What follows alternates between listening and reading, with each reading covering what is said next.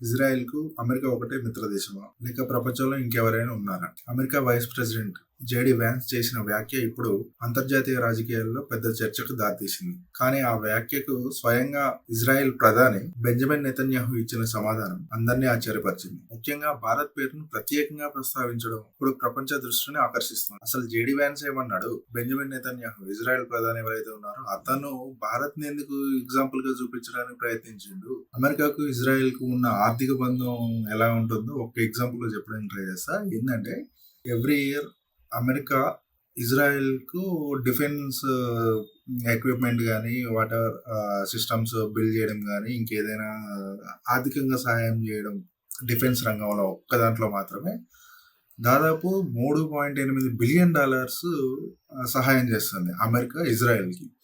ఆ $3.8 బిలియన్ అంటే మన ఇండియన్ కరెన్సీలో చూసుకుంటే 7 లక్షల కోట్ల పైచిలుకు రూపాయలతో సమానం వస్తుంది. అది ఈ ఒప్పందం ఎప్పుడు కుదుర్చుకున్నారంటే 2016లో అగ్రిమెంట్ చేసుకున్నారు. ఆ అగ్రిమెంట్ కూడా నెక్స్ట్ 10 సంవత్సరాలకి అమలయ్యేలాగా ఆల్మోస్ట్ అంటే 2016 నుంచి 10 సంవత్సరాలు క్యాలిక్యులేట్ చేసుకుంటే 2026 వరకు వచ్చేలాగా అప్పుడు 2016లో ఒప్పందం చేసుకున్న ఒప్పందం ఇది. ఇది అమెరికా ఇజ్రాయెల్ మధ్య అమెరికా ఇజ్రాయెల్కి సహాయం చేస్తున్నట్టు డిఫెన్స్ రంగంలో. ఇది $3.8 బిలియన్ ఆల్మోస్ట్ మన ఇండియన్ కరెన్సీలో ఇందా చెప్పినట్టు 7 లక్షల కోట్ల రూపాయల విలువలో చూసుకుంటే.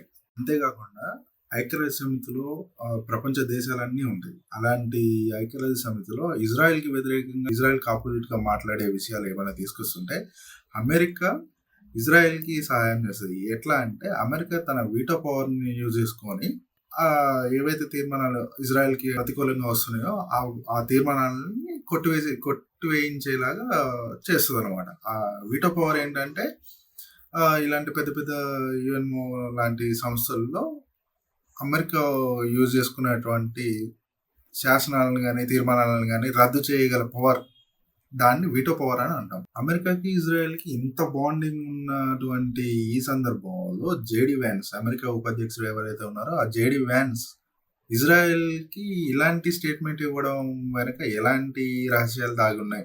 ఎందుకు ఆ జేడీ వ్యాన్స్ అలాంటి వ్యాఖ్యలు చేయాల్సి వచ్చింది? ఎందుకు అనాల్సి వచ్చింది? దానికి బదులుగా బెంజమిన్ నెతన్యాహు ఇజ్రాయెల్ ప్రధాని ఎవరైతే ఉన్నారో అతను కూడా కౌంటర్ స్టేట్మెంట్ ఇచ్చిండు. సో అవేంటనేవి ఇప్పుడు మనం డిస్కస్ చేద్దాం.